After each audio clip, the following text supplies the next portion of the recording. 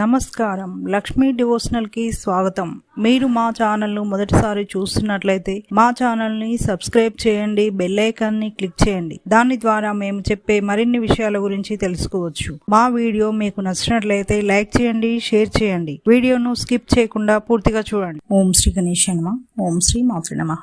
మీకు కలలో సుబ్రహ్మణ్య స్వామి కనపడితే ఎలాంటి ఫలితాలు ఉంటాయో తెలుసుకుందాం.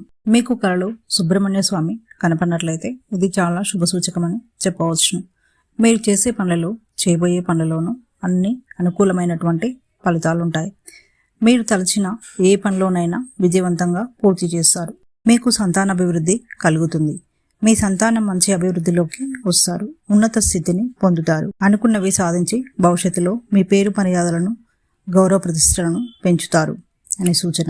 సంతానం లేని వారికి కలలో సుబ్రహ్మణ్య స్వామి కనపడినట్లయితే మీకు ఆ దేవుడి చల్లని చూపు మీపై ఉండి సంతాన భాగ్యం కలిగిస్తాడని అర్థం. మీరు ఆ భగవంతుణ్ణి పూజించి దీపధూప నైవేద్యాలు సమర్పించాలని అర్థం. ఇక నెక్స్ట్ వీడియోలో మరిన్ని విషయాలను మనం తెలుసుకుందాం. Thanks for watching. ఈ వీడియో మీకు నచ్చినట్లయితే లైక్ చేయండి, షేర్ చేయండి, మా ఛానల్ని సబ్స్క్రైబ్ చేయండి.